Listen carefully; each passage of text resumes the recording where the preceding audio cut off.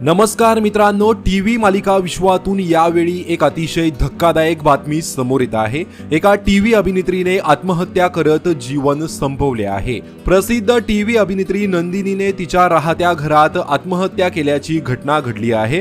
बंगळुरातील एका हॉस्टेलमध्ये 26 वर्षीय नंदिनी राहत होती। सोमवारी पोलिसांना तिचा मृतदेह सापडला।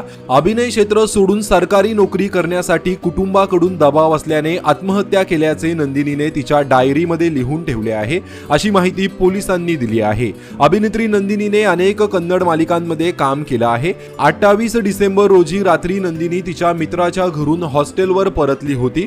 त्यानंतर मध्यरात्री तिने आत्महत्या केली। कन्नड अभिनेत्री नंदिनीचे आई वडील दोघेही सरकारी शाळेत शिक्षक होते।